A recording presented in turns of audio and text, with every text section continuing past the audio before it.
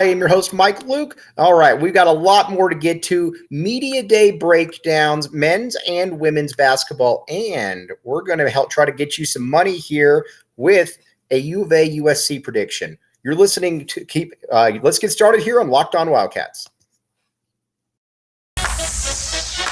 You are Locked On Wildcats, your daily podcast on the Arizona Wildcats. Part of the Locked On Podcast Network, your team every day.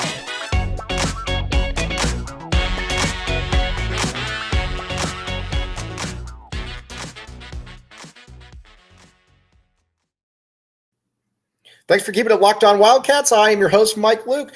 All right, now we're about 24 hours removed from Pac-12 Media Day and everything that went down. Now, I'm going to make the case for why Arizona is going to win at least one of the games against conference favorite UCLA. Then we're going to get to a little bit of George Kliavkoff as well. But there's a lot to get to here. First and foremost, though, let's talk about the University of Arizona and how they match up with UCLA. Again, UCLA is the conference favorite. UCLA, and you know what? Honestly, I get it as well. UCLA is the team that, when you look at them, they've got Jaime Jaquez. They've got a guy who is really, Jaime Jaquez he's a killer out there. He is a next level type player, and it makes sense as to why he would, why UCLA would be favored there. But here's the thing, though, with UCLA that I think a lot of people need to keep in mind is that UCLA doesn't have much depth up front. As a matter of fact, they've only got one dude up front, and that's a freshman as well. So you watch them and you think, all right, well, I do think that Arizona. They got three big guys, and again, three guys who, besides just the Julius Tabellas, are legitimate 7-footers. They're not small. They're not. They aren't these guys that you look at and you're like, all right, well, this probably won't work out. There's a lot to like about all of these guys, and again, I don't know who UCLA is going to put on them. Now, granted, UCLA has got Jaime Jaquez. We know that. Jaquez is a fantastic player, but he's also 6'7". When you look at Julius Tabellas, he's about 6'9", 6'10", and that's a matchup that he needs to be able to win. There's really no other way around it. So again, I think UCLA could certainly could end up having a better record than Arizona, but I do think that Arizona matches up very, very well with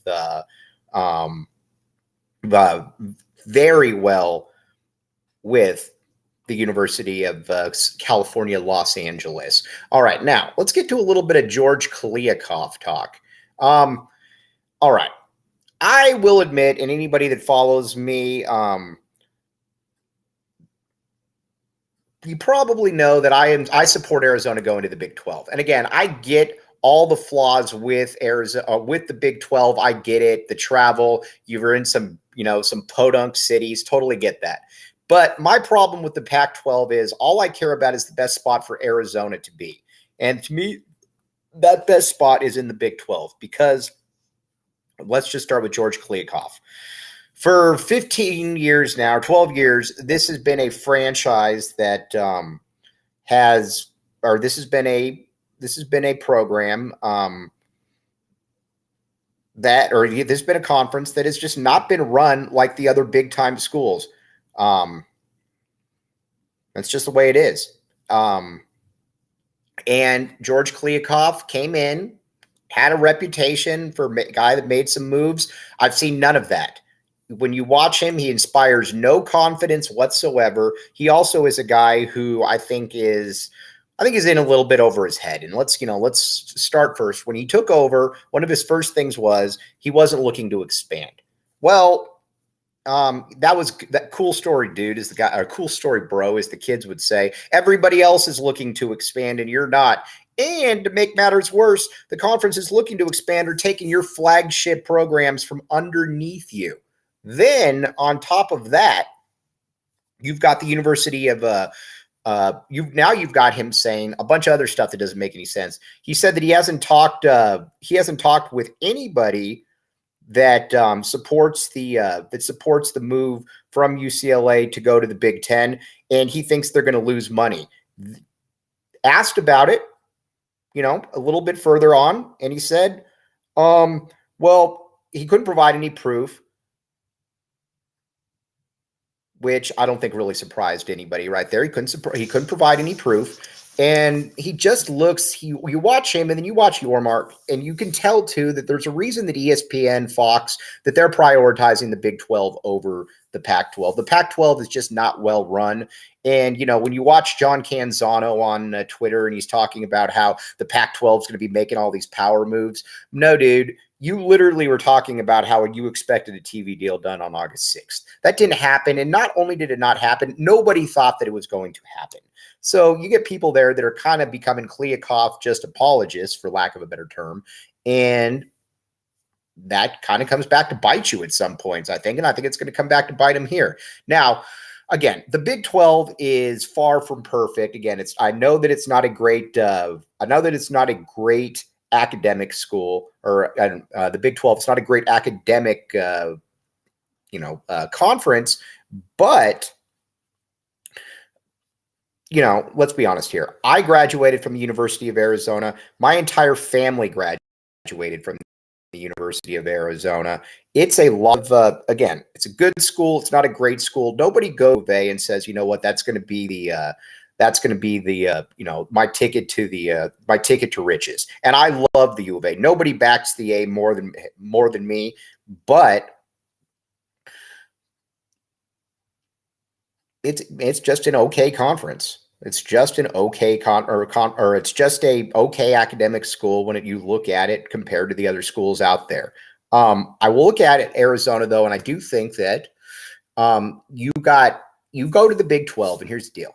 First of all, you got more stability right there because you've got a conference that is going to be locked up. Any way you look at it, ESPN and ABC are prioritizing that conference for a reason. I don't think that anybody should be surprised by that. But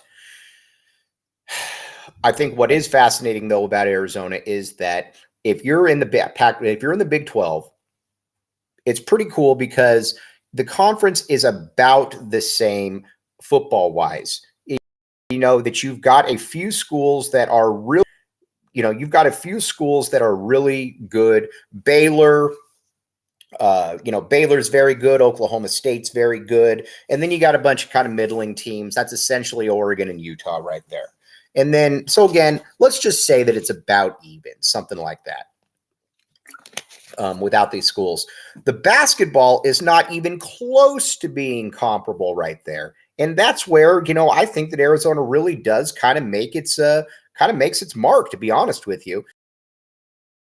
Arizona's a basketball school. There's no way around it. It just is. It's a basketball school. It will always be a basketball school. Why not go to a place that values basketball? And if you were to go there, you are automatically the best one in the entire conference, or it's automatically the best basketball conference in the entire country. There's no way. There's no doubt about it. That's just kind of the way it is right there. Now, when it comes to travel and whatnot, I get it, but we're also kind of at the stage right now, folks, where travel is going to be just part of the way that college landscape goes. That yes, there's going to be some inopportune times, inopportune places, but you know what? 5, 6, 7 years from now, when you got two mega conferences, that's what's going to happen. And there's just, there's no way around it. So yes, the travel might be a little inconvenient, but it's also, I think, at a point where you got to basically get going right now. The Big 12, I think, would love to have Arizona. When you watch what Yormark said, that's basically what he did say. So, again, when I look at George Kliavkoff, there's absolutely nothing about him that inspires any confidence from me. So, but again, who knows exactly where it is with all of that. But that's kind of where it is. That's my conference media day takeaways from George Kliavkoff.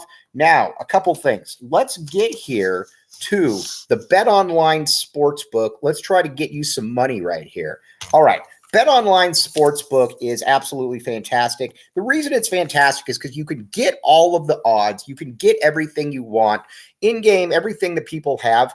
But the best part about it, though, and I keep telling people, is how user-friendly it is.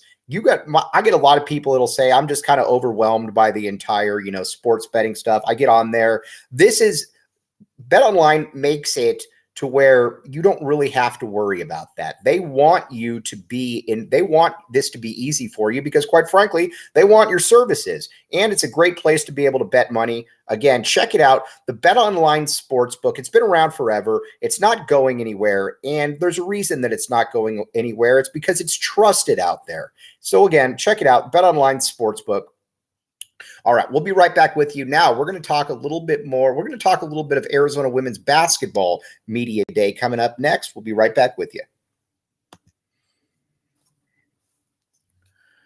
Thanks for keeping it locked on Wildcats. I am your host, Mike Luke. All right, now, Arizona women's basketball.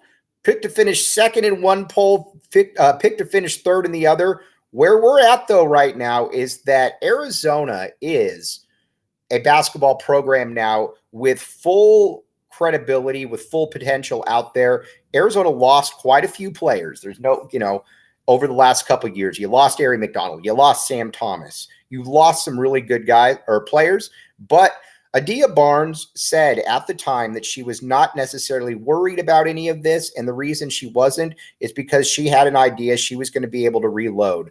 And reload did she. Just talk about some of the players you brought in. You brought in Jade Lavelle, who is arguably the best scorer in the entire conference.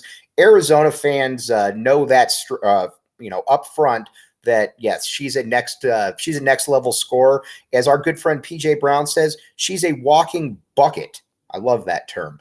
Then you bring in Lauren Fields, who averaged about 15 a game last year at Oklahoma State. Then you bring in Esmery Martinez, 12 and 8. Again, all at big time schools right here, or Power 5 schools. That's where it becomes interesting, though. Then you've got other players coming in. You've got one of the best recruiting classes in the nation coming in. On top of that, the following year, you have the number 1 rated class. So again, people know with Adia Barnes where this program is going. And I don't think that it's really leaving, to be honest with you. I think that we're here. I think we're at the point now where Arizona women's basketball is here, and it's going to be a top 10 to 15 entity. I get that Arizona is not preseason top 10, but I do believe that this is going to be his or her most talented team, because you've got the scoring, you've got the athleticism, you've got the length, you've got all of that. And when you're dealing with something like basketball, that's what you want. And so again, we'll see how all the pieces mold, because keep in mind, that is a big part of this, is how pieces all mold together. A lot of times you get players that come in and they just don't really fit together. That is, obviously something you're looking to avoid if you're Arizona. But Adia also said that she knew that, when she came in, that she was going to be able to bring in some real players. And at this stage, it's kind of like Tommy Lloyd. Everything that she touches is turned to gold. So I'm not going to be the one that's going to doubt any of that. I'm going to obviously, what Adia Barnes thinks is best for the program is best for her. I obviously am going to follow that as well. But I do believe by the end of the year, Arizona's going to take some bumps. I don't think there's any doubt about that. I'm not going to sit here and pretend that Arizona won't take some bumps. But this is also a squad that I think has more talent, just more pure raw talent than the team that took over and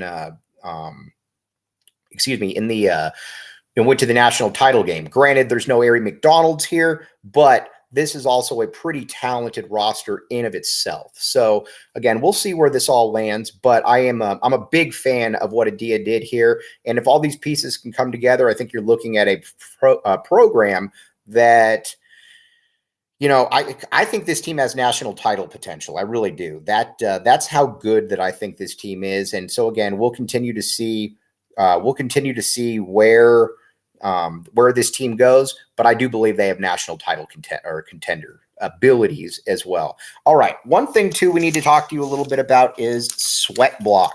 All right. SweatBlock. How many times have you been with somebody who has a problem sweating? You're around them and you just feel terrible for them. Pamela, give you a story, would hide in the office bathroom 30 minutes to dry off her armpits so that nobody would see her circles in her arms. She finally had her life back because of SweatBlock. And again, the SweatBlock wipes were featured and tested in the Rachel Ray show by firefighters. If you or someone you love has experienced embarrassing sweat or odor or get them SweatBlock. Save 20% with promo code LOCKEDON at sweatblock.com. Also available on Amazon. Again, get in there right now. That's where it's all about. We're going to come back with you now. We're going to talk a little bit of Arizona football, but we'll be right back with you. You're listening to Locked On Wildcats podcast.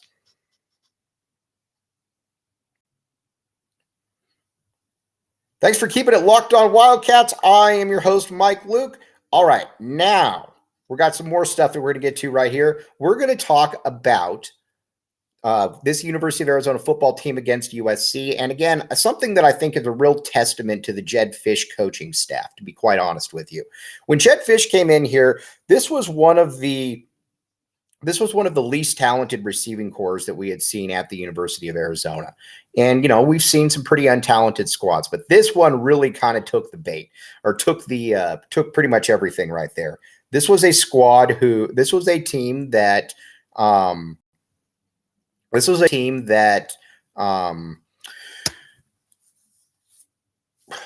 you look at them and you're like, all right, there just aren't next level players right there. There's not next level potential right there. In one off season, you bring in Jacob Cowing, you bring in McMillan, you get a Dorian Singer to continue to improve. Then we're not even talking about guys that haven't played a ton this year. You're probably going to get a big jump, a Kevin Green, an AJ Jones. Players like that are going to fit in really well. Kean Burnett, for another example. So that was a massive overhaul of the receiving corps, and the receiving corps obviously needed that. You also needed somebody who could get them the ball. And who could get them the ball? That's where Jaden DeLora comes into the mix. Now, again, you watch him last year, and Jaden DeLora quarterback play just wasn't good. There's no way around it. It just was not a good, team, or good situation. But now what's fascinating though is that Arizona now has one of the best pass catch receiving units in the entire conference, and I would venture in the entire country. Now it's going to be interesting to see what exactly they can do next game, but I think Arizona is going to be able to put some points on the board. I would go to the BetOnline Sportsbook if I wanted to put that. Now, as far as a prediction, we will get to that in just a second. But first, mysolarnerd.com. If you're out here in the Southwest, you know everybody's looking at getting solar. But, you know, it's confusing. There's a lot of different third-party options. Why not be the person that uses mysolarnerd.com and uses that as, you know, basically a way to get where you need to be able to get, because they cut through all the red tape right there and they get you the best deal. Again, absolutely fantastic. Check it out, mysolarnerd.com. It's helped me. They can help you. They're in this business to help you. And again, check it out, mysolarnerd.com. All right. Now, as far as an Arizona prediction, when you got an over-under of 76 points, you know that there's probably going to be a lot of points that are going to be put up on the board. Now, I watch USC, and yes, their offense is going to score a ton, because keep in mind, Arizona does not have a good defense. But I also think, though, that Arizona is going to be able to put some points on the board. So I'm looking at a score somewhere like 52-31, something like that. But I'm backing the A right here. I'm thinking that this will be a team that will put some points on. And again, they're fascinating to watch. That is the big part about it. You know what? If you're going to lose or you're going to improve, at least be better by being exciting to watch. Jedd Fisch has done that. The offense is fun. I look for a shootout, for lack of a better term, but That's where I think we're at right there, though. I'm going something like 52-31. And if we're talking about putting up 31 points and giving up 52, I'm okay with that. I just don't want a 70-13 game or something like that. Again, it's homecoming, so try to make it out there. All the players out there could use your support. But we're going to be back with you. As always, we're doing this day in and day out now. Season is in full effect. But as always, you have a great rest of your Thursday out there. And thanks for keeping it locked on Wildcats. We will talk to you soon.